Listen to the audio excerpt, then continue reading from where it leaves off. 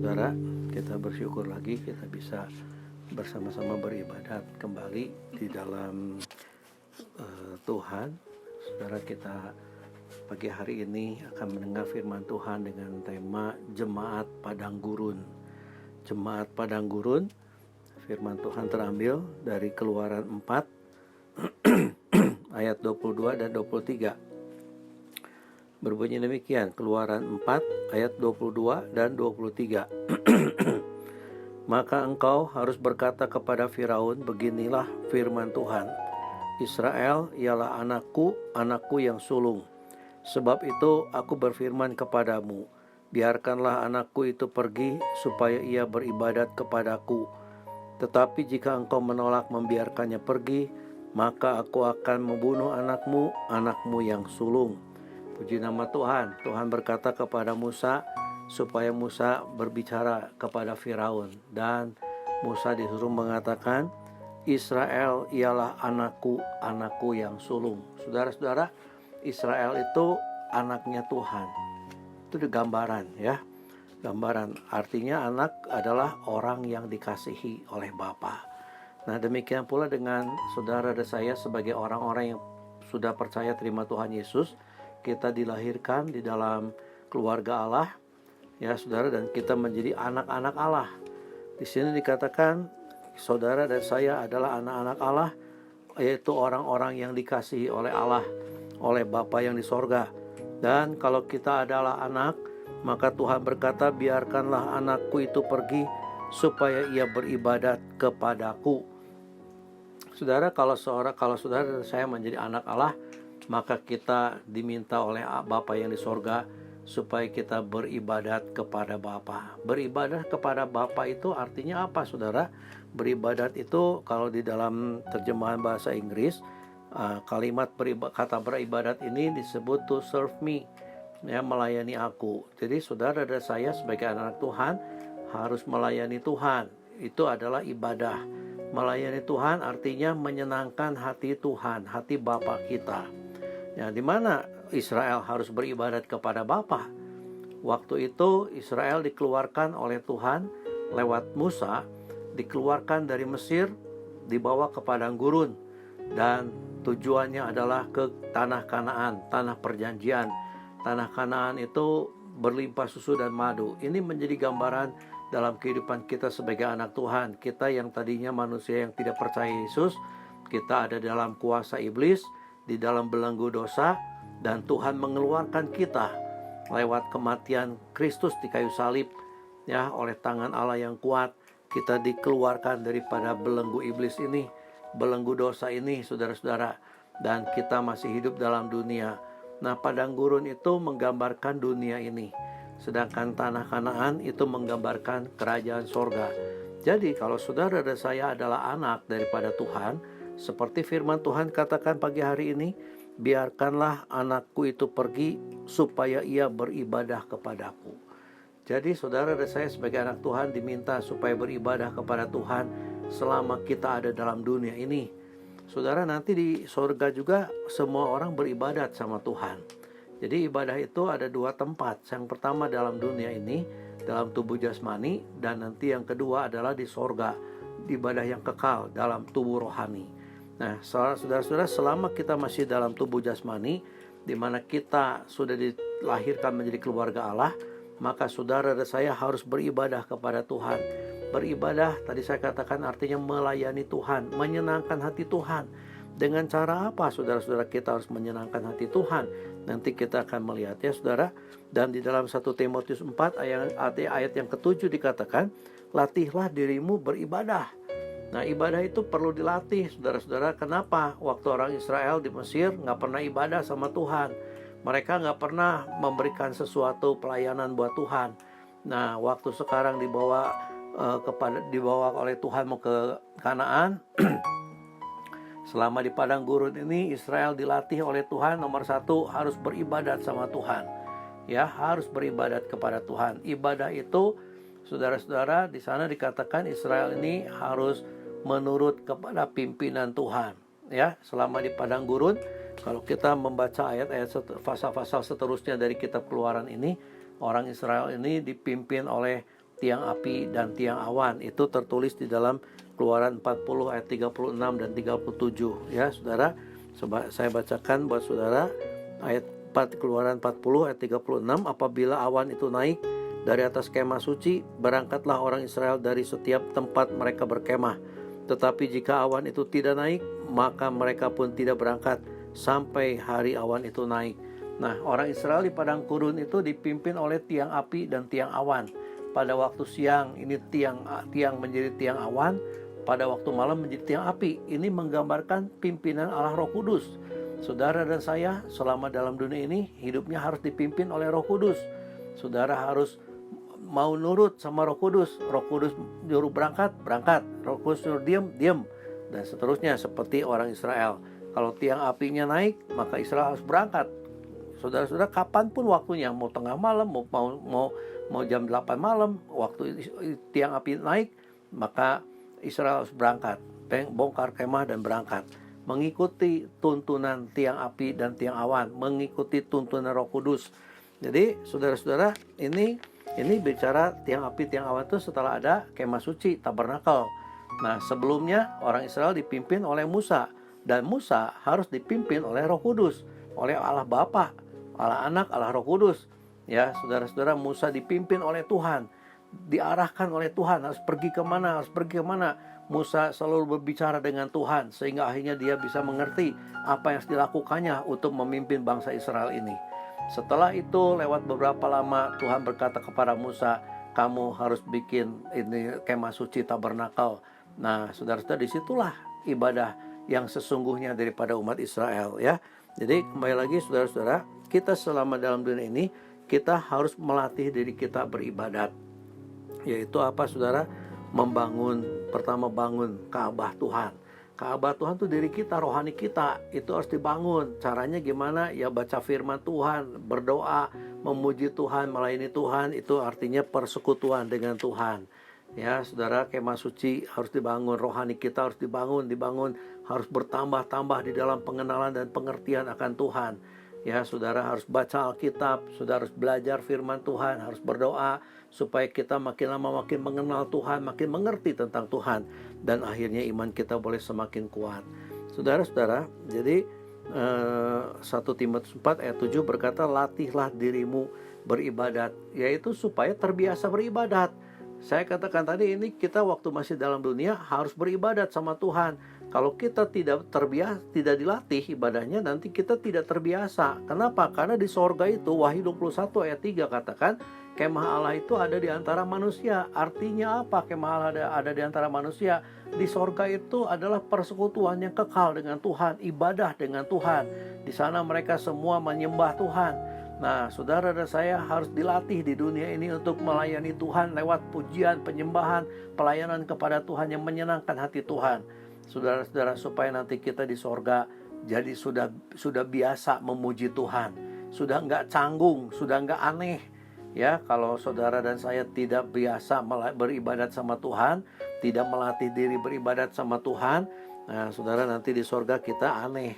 Semua orang beribadat kepada Tuhan, orang yang tidak beribadat di dunia, maka dia akan aneh ada di sorga. Harus beribadat, harus menyembah Tuhan. Sebab itu selama masih di dunia kita harus latih diri kita ibadah, memuji Tuhan. Ya, saudara, mendengarkan firman Tuhan dan menyembah Tuhan, mengucap syukur kepada Tuhan, dan masih banyak hal-hal lain yang bentuk-bentuk ibadah itu harus dilatih dalam kehidupan kita. Ya, saudara, jadi ibadah itu tadi saya katakan di dunia dan di sorga kita semua akan beribadat kepada Tuhan. Di dunia ini menjadi tempat latihan untuk kita beribadat, supaya waktu kita dibawa masuk ke sorga, kita sudah biasa beribadat kepada Bapa di sorga itu, sehingga kita tidak merasa aneh lagi. Puji Tuhan. Saudara, Israel selama di padang gurun, apa yang harus dilakukan oleh Israel?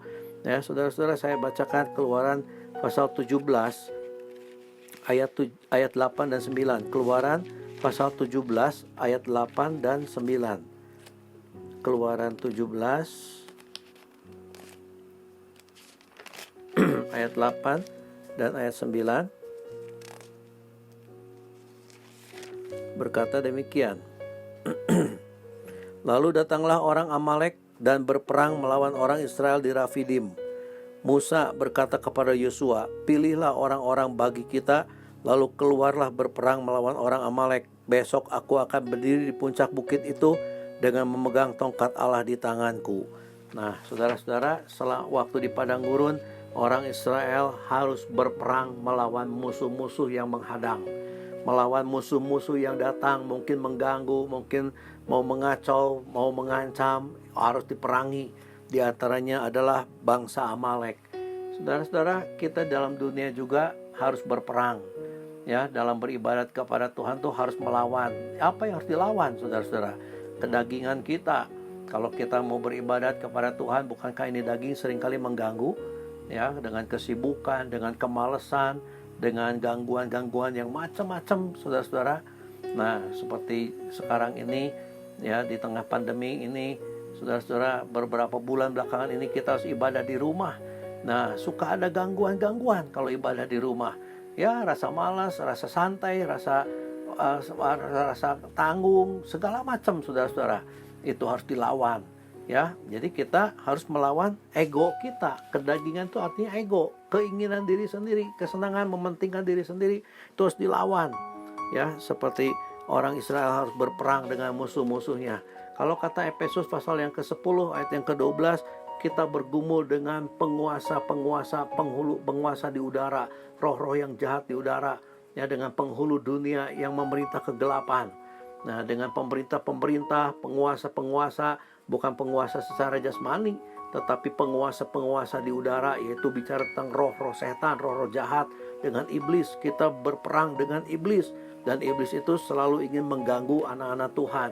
Iblis itu selalu ingin merongrong, ingin menghancurkan kehidupan rohani anak Tuhan, mencerai-beraikan anak Tuhan. Sebab itu iblis itu harus dilawan. Kalau kata 1 Petrus pasal yang ke-5 ayat yang ke-8, lawanlah dia dengan imanmu yang teguh. Saudara, iblis itu harus dilawan. Dengan apa? Dengan iman kita. Sebab itu tadi saya katakan, Israel di padang belantara, di padang gurun itu, dia disuruh mendirikan tabernakel, kemah rumah Tuhan, kemah suci. Artinya apa? Itu harus kita sebagai anak Tuhan harus membangun rohani kita, iman kita harus dibangun. Dengan cara apa? Membaca firman Tuhan, persekutuan dengan firman Tuhan. Seperti pada pagi hari ini kita harus beribadat kepada Tuhan. Nah, kata firman Tuhan 1 Petrus 5 ayat yang ke-8 tadi, iblis itu harus dilawan. Sebab iblis itu seperti singa yang mengaum-ngaum, mencari-cari orang, berkeliling, mencari orang yang dapat dilulurnya, ditelannya. Kata ayat yang ke-8, lawanlah dia dengan imanmu yang teguh. Ya, saudara, jadi saudara harus punya iman yang teguh, yang kuat untuk melawan iblis. Israel harus punya tubuh yang sehat, harus punya tubuh yang kuat untuk bisa berperang. Kalau tubuhnya loyo-loyo, dia bisa dikalahkan. Demikian pula dengan iman saudara dan saya, kalau iman kita tidak kuat, maka kita bisa dikalahkan oleh ini roh-roh yang jahat di udara, oleh penghulu dunia, yaitu si Lucifer, iblis. Sebab itu kita harus baca Alkitab, kita harus baca praktekkan firman Tuhan ini, maka iman kita akan bertumbuh dan menjadi kuat. Dengan iman yang kuat ini kita bisa melawan iblis. Ya, kata Markus pasal yang ke-16 ayat 17-18 dikatakan, tanda-tanda ini menyertai orang percaya bahwa dalam namaku mereka akan mengusir setan-setan. Itu salah satunya. Nah, saudara, kalau iman kita kuat, maka kita bisa mengusir setan. Nah, tetapi kalau iman kita lemah, apalagi tidak punya iman, kita bisa dikalahkan oleh setan. Seperti yang terjadi contoh di dalam Kisah Rasul 19. Ada 7 orang anak imam Skewa. Dia mencoba untuk mengusir setan yang ada satu orang yang dirasuk roh setan. Lalu ini anak imam Skewa, ada 7 orang. Dia mencoba mengusir itu setan dari orang ini. Dia berkata, aku mengutuki engkau, aku menyumpahi engkau, aku mengusir engkau dengan nama Yesus yang diberitakan oleh Paulus.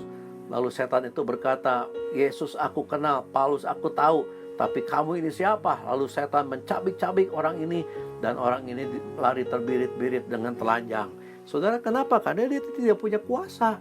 Saudara, iman itu menghasilkan kuasa daripada Allah, bisa menarik kuasa Allah. Nah, kalau saudara dan saya imannya lemah, kita bisa dikalahkan oleh iblis. Dan iblis itu bekerja dengan tipu muslihat. Saudara-saudara, kalau kita membaca firman Tuhan, ini firman Tuhan adalah kebenaran. Kalau kita membaca dan mengerti firman Tuhan, maka kita jadi mengerti kebenaran. Waktu iblis berbicara kepada kita, kita bisa tahu dia bohong apa tidak. Bisa tahu saudara-saudara, karena firman Tuhan yang menunjukkan kepada kita kebohongan daripada iblis. Tapi kalau iman kita lemah, kalau kita nggak suka baca Alkitab, nggak suka belajar dan mengerti firman Tuhan, kita nggak akan bisa mengenali itu suara setan. Saudara-saudara, ya, kata firman Tuhan, tadi dikatakan lawan iblis itu dengan imanmu yang teguh. Nah, iman supaya bisa teguh, kita harus bersekutu dengan firman Tuhan, membaca atau mendengar firman Tuhan dan lakukan itu firman Tuhan. Jadi, saudara orang percaya, orang Kristen, anak-anak Bapa di sorga, yaitu saudara dan saya, selama kita ada dalam dunia, kita harus berperang melawan musuh-musuh rohani, yaitu iblis dan pengikut-pengikutnya. Ya, yang kedua, saudara, Keluaran pasal yang ke-15. Keluaran pasal yang ke-15. Keluaran pasal yang ke-15 ayat yang ke-24 berbunyi demikian. Keluaran 15 ayat 24, lalu bersungut-sungutlah bangsa itu kepada Musa. Kata mereka, apakah yang akan kami minum? Ya, lalu bersungut-sungutlah bangsa itu, yaitu Israel, kepada Musa. Apa yang akan kami minum? Lalu dalam Keluaran 16 ayat yang kedua, 16 ayat 2, di padang gurun itu bersungut-sungutlah segenap jemaah Israel kepada Musa dan Harun, dan berkata kepada mereka, kalau kami mati tadinya di tanah Mesir oleh tangan Tuhan, tatkala kami duduk menghadapi kuali berisi daging dan makan roti sampai kenyang, sebab kamu membawa kami ke padang gurun ini untuk membunuh seluruh jemaah ini dengan kelaparan. Nah, saudara-saudara, ini orang Israel yang menjadi gambaran orang percaya anak Tuhan di dalam dunia ini. Ini orang Israel, kalau ada berkat, bilangnya puji Tuhan. Tapi kalau tidak ada berkat jasmani, mereka ngomel-ngomel, bersungut-sungut. Tidak ketemu air, haus sekali, ngoceh, saudara-saudara. Ngomel-ngomel sama Tuhan. Waktu perutnya lapar, ngomel sama Tuhan. Nah, air dan roti, ya, makanan dan minuman. Saudara, makanan ini menggambarkan berkat jasmani. Ya, berkat jasmani seperti uang, makanan, lalu rumah, kendaraan, dan seterusnya. Itu berkat jasmani. Orang percaya kalau tidak ada berkat jasmani, adakah saudara sebagai anak Tuhan suka ngomel-ngomel kalau saat saudara tidak punya berkat jasmani? Ya, saudara-saudara, ini orang Israel nggak ketemu makanan, lapar perutnya, lalu ngomel sama Musa, sama Harun. Ya, ngomel-ngomel sama pendeta, gara-gara pendeta saya jadi begini. Saudara-saudara, awas, hati-hati. Ya, waktu tidak ada air, ngomel-ngomel sama Musa, sama Harun. Air itu gambaran kepuasan. Jadi menggambarkan kepuasan buat jiwa kita. Waktu ide-ide saudara tidak diterima, apakah saudara ngomel-ngomel? Waktu saudara punya keinginan belum terlaksana, waktu kita sedang merasakan kekecewaan, mengalami kekecewaan, mengalami tersinggung, apakah saudara dan saya ngomel-ngomel? Nah, saudara, itu orang Israel, tidak ada air, ya, gambaran kepuasan jiwa, ngomel-ngomel, dan itu semua membuat Tuhan marah. Jadi artinya apa, saudara? Di dalam dunia ini, dalam saudara beribadat kepada Tuhan, saudara jangan suka ngomel-ngomel sama Tuhan, tetapi harus belajar bersyukur, berterima kasih kepada Tuhan. Saudara, Israel itu lupa waktu mereka di padang pasir mengalami kesulitan, ingatnya ke Mesir. Mereka pikir di Mesir enak makan daging dengan makan roti sampai kenyang. Dia lupa di Mesir mereka disiksa sama tentara Mesir, sama Firaun, ditekan, suruh kerja keras. Dan mereka teriak-teriak sama Tuhan, Tuhan capek, ingin istirahat, nggak bisa istirahat karena terus dipaksa sama tentara Mesir ini, saudara, sama Firaun. Mereka lupa itu. Ya, saudara-saudara, waktu di padang pasir mereka ingat kepada Mesir. Mereka pikir mereka bisa makan roti dan makan daging dengan enak. Dia lupa di Mesir itu mereka tertekan. Makanya mereka minta dikeluarkan dari Mesir. Nah, dan Tuhan keluarkan Israel dari Mesir memang untuk membuat mereka lega, tidak menjadi beban berat lagi, tidak ada tekanan-tekanan yang menyiksa lagi tubuh mereka dan jiwa mereka. Tetapi mereka saat ini tidak ada air dan tidak ada roti. Ya, itu pun sewaktu-waktu, saudara-saudara, tidak tiap hari. Nah, Israel tidak suka bersyukur. Jadi saudara, biar kita belajar bersyukur kepada Tuhan, ya. Belajar bersyukur kepada Tuhan. Kita harus ingat bagaimana waktu Tuhan membebaskan kita daripada belenggu dosa, ya. Waktu kita dilepaskan oleh Tuhan, kita bisa bersukacita, kita bersyukur. Nah, sekarang waktu saudara dalam mengiring Tuhan, sewaktu-waktu ada ujian-ujian iman dalam hidup kita, jangan cuma lihat problemnya. Kalau lihat problem dan kesusahannya, kita akan ngomel-ngomel sama pendeta, kita ngomel-ngomel sama Tuhan, ya, bersungut-sungut. Tapi belajar, ingat akan kebaikan Tuhan, akan kasih Tuhan yang begitu besar, yang sudah membebaskan kita dari belenggu-belenggu dosa, yang sudah memberikan kesehatan, memberikan kekuatan, perlindungan sampai saat ini. Sehingga akhirnya kita bisa bersyukur kepada Tuhan. Ingat akan cintanya Tuhan. Ada lagu mengatakan, bila ku ingat cinta Tuhanku, ku tidak mau mundur lagi. Saudara harus ingat cinta Tuhan dalam hidup kita, supaya kita boleh maju terus, mengiring Tuhan terus dengan setia, jangan mundur lagi. Puji nama Tuhan, ya saudara-saudara. Tadi yang pertama, di padang gurun orang Israel diajar untuk berperang melawan musuh-musuh. Yang kedua, orang Israel diajar untuk bersyukur kepada Tuhan. Artinya jangan sampai ngomel-ngomel terus. Belajar berterima kasih sama Tuhan. Ini adalah saudara dan saya di dalam dunia sebagai anak-anak Tuhan. Kita harus melawan itu musuh iblis, dan kita harus belajar berterima kasih kepada Tuhan. Yang ketiga, di dalam Keluaran 25 ayat yang kedua dan ayat yang ke-8. Keluaran 25.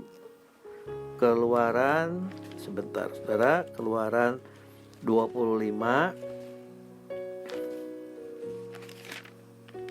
ayat 2 dan ayat yang ke-8 berkata demikian. Katakanlah kepada orang Israel supaya mereka memungut bagiku persembahan khusus dari setiap orang yang terdorong hatinya. Haruslah kamu pungut persembahan khusus kepadaku itu. Ayat 8. Dan mereka harus membuat tempat kudus bagiku, supaya aku akan diam di tengah-tengah mereka. Nah, artinya apa ini saudara? Ya, orang Israel itu harus belajar memberi buat Tuhan, berkorban untuk membangun bait suci Tuhan. Orang Israel harus belajar untuk memberi. Tuhan katakan kepada Musa, suruh orang Israel, ya, untuk memungut, katakan kepada orang Israel supaya mereka memungut bagiku persembahan khusus dari setiap orang yang terdorong hatinya. Nah, harus ngasih persembahan untuk Tuhan, ya. Disuruh, ayo ambil kolekte, saudara-saudara. Dan kolekte yang diambil oleh Musa dari orang Israel ini adalah untuk membuat tempat kudus, yaitu tabernakel. Jadi artinya apa? Untuk membangun tubuh rohani saudara dan saya, saudara perlu berkorban. Saudara perlu mempersembahkan hidupmu kepada Tuhan. Kata Roma pasal yang ke-12 ayat yang ke-1, katakan di situ, oleh karena anugerah Allah aku menasihatkan kamu supaya kamu mempersembahkan tubuhmu menjadi korban yang hidup, yang kudus dan berkenan kepada Allah. Di padang pasir orang Israel diminta persembahan oleh Tuhan untuk membangun tabernakel, yaitu Ka'bah Tuhan. Saudara-saudara, itu menggambarkan kehidupan rohani kita di akhir zaman ini. Ya, kehidupan rohani saudara dan saya itu harus dibangun, didasarkan kepada korban.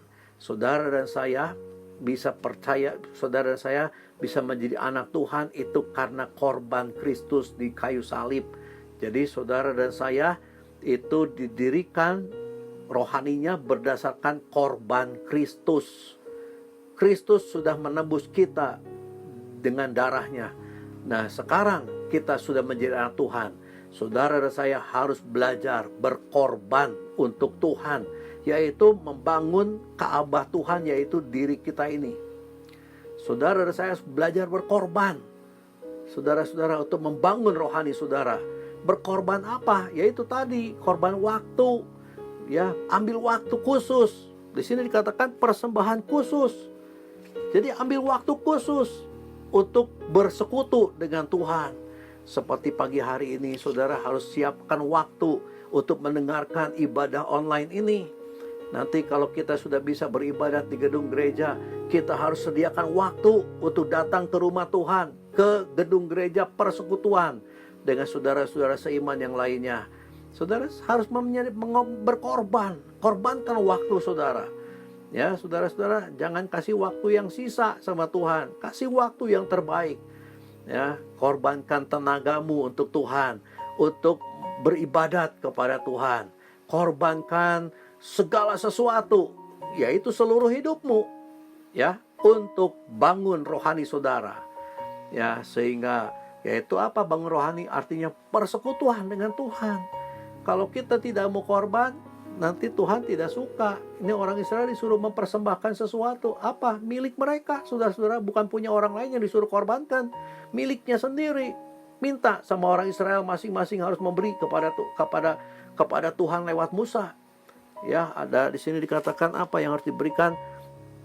Inilah persembahan khusus yang harus kamu pungut dari mereka: emas, perak, tembaga, kain ungu tua, kain ungu muda, kain kirmisi, lenan halus, bulu kambing, kulit domba jantan yang diwarnai merah, kulit lumba-lumba, dan kayu penaga, minyak untuk lampu, rempah-rempah untuk minyak urapan, dan untuk ukupan dari wangi-wangian, permata krisopras, dan permata tatahan untuk baju efod dan untuk tutup dada, barang-barang yang bernilai tinggi.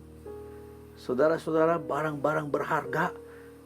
Kalau dalam pepatah dunia, apa yang berharga? Time is money. Waktu itu berharga seperti uang. Kita seringkali tidak mau korbankan waktu kita untuk Tuhan. Ya, saudara-saudara disuruh beribadat sama Tuhan, entar, nanti dulu, lagi tanggung, lagi kagok, lagi malas, nggak mau korbankan waktu kita untuk Tuhan. Saudara-saudara, ya, ini Tuhan mengingatkan kepada kita, ini ibadah. Harus mempersembahkan kepada Tuhan. Ya, hidup kita itu ada banyak sekali, dari ujung rambut sampai telapak kaki, dari luar sampai ke dalam. Artinya apa? Dari perkara jiwa sampai perkara jasmani.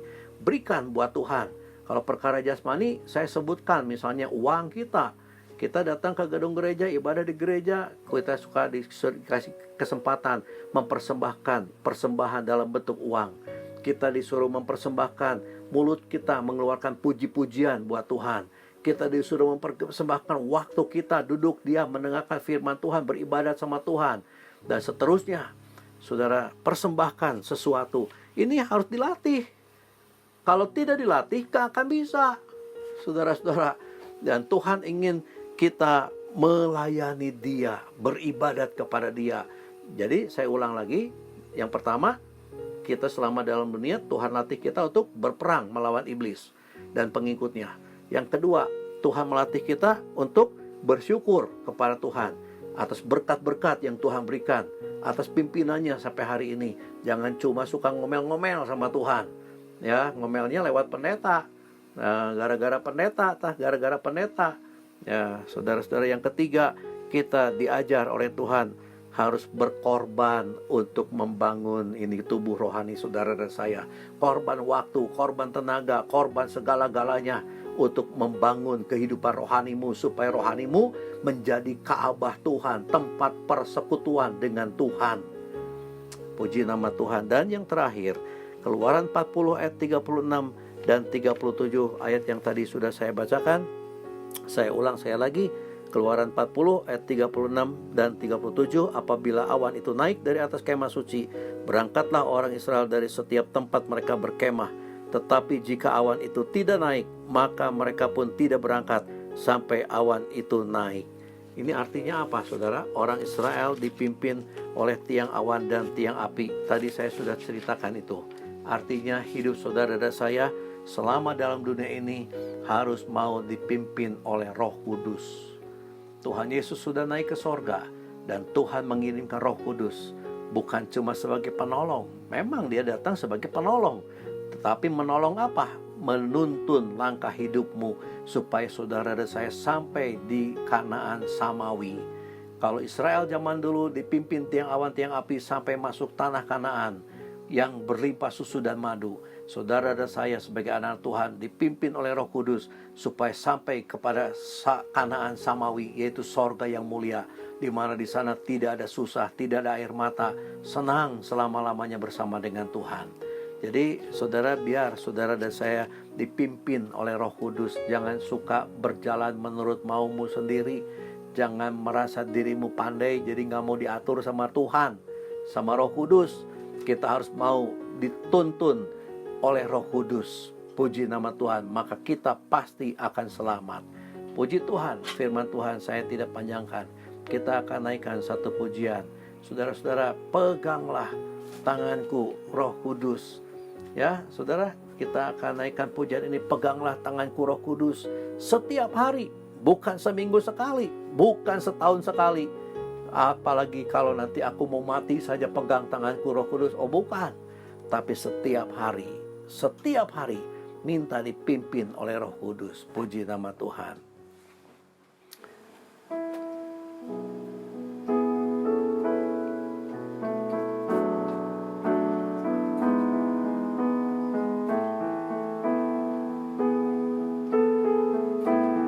Peganglah tanganku Roh Kudus setiap hari. Ku tak dapat jalan sendiri tanpa Roh-Mu. Bawalah diriku kepada segala kebenaran, agar ku tidak tersesat, mengikuti jalan-Mu. Peganglah tanganku Roh Kudus, peganglah tanganku Roh Kudus setiap hari. Ku tak dapat jalan sendiri tanpa Roh-Mu. Bawalah diriku kepada segala kebenaran, agar ku tidak tersesat, mengikuti jalan-Mu. Kudus, kudus Tuhan, kudus nama-Mu. Ku beri syukur dalam simfoni indah. Ajaib, ajaib Tuhan, ajaib nama-Mu. Nama yang beri menang, Yesus namanya. Nama yang beri menang, Yesus namanya.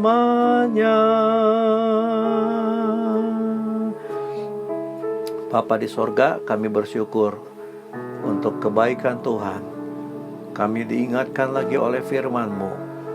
Kami adalah anak-anak Tuhan, di mana kami disuruh beribadat kepada Tuhan selama kami masih hidup dalam dunia ini. Ajar kami Tuhan untuk mengikuti kehendak-Mu. Biarlah Tuhan pegang tangan kami ya Roh Kudus. Setiap hari menurut kehendak Tuhan, bawalah diri kami kepada segala kebenaran oleh karena nama-Mu, supaya kami boleh hidup berkenan di hati Tuhan, dapat menyenangkan hati Tuhan dengan ibadah kami ini. Terima kasih Bapa. Ajar kami mempersembahkan tubuh kami menjadi korban yang hidup, yang kudus, yang berkenan kepada Allah. Karena itu adalah kehendak-Mu yang sejati, ibadah yang sejati, yang dapat menyenangkan hati Engkau. Terima kasih Bapa. Berkati seluruh anak-anak-Mu yang mendengarkan firman-Mu ini. Biarlah Tuhan tambahkan iman mereka, kuatkan iman mereka, supaya mereka boleh bertumbuh dalam pengenalan dan pengertian akan kebenaran firman-Mu, sehingga mereka menjadi dewasa rohani, dapat berbuah-buah lebat menjelang kedatangan Tuhan pada kali yang kedua. Terpuji nama Tuhan. Biarlah segala puji, hormat, keheranan, kuasa kami kembalikan kepada Engkau. Kehendak-Mu yang terjadi. Terima kasih Bapa. Pada akhirnya saudara-saudara, terimalah segala berkat dari Allah Bapa, kasih sayang dari Tuhan Yesus di dalam persekutuan Roh Kudus yang akan menyertai kita semua mulai saat ini sampai Maranatha Tuhan datang pada kali yang kedua. Dalam nama Tuhan Yesus Kristus kami berdoa dan bersyukur. Haleluya. Amin. Puji nama Tuhan. Tuhan memberkati.